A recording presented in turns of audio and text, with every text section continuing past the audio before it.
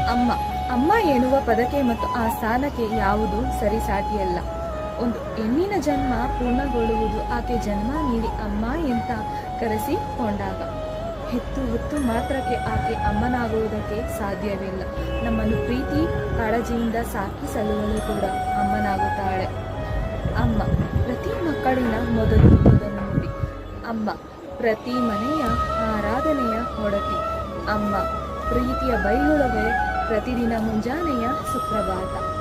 ಅಮ್ಮ ಕರುಣಾಮಯಿ, ಮಕ್ಕಳ ಅಳುವಿಗೆ ಕನಿಕರ ತೋರುವಳು.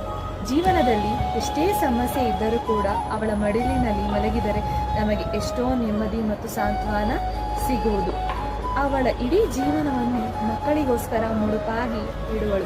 ಅಮ್ಮ ಒಬ್ಬ ಅಕ್ಕನಾಗಿ, ಸ್ನೇಹಿತೆಯಾಗಿ, ಶಿಕ್ಷಕಿಯಾಗಿ ಈ ಎಲ್ಲ ಪಾತ್ರಗಳನ್ನು ನಿಭಾಯಿಸಿ ಮಕ್ಕಳ ಪ್ರತಿ ಮತ್ತು ಒಳ್ಳೆತು ಕೆಡುಕನ್ನು ಸರಿ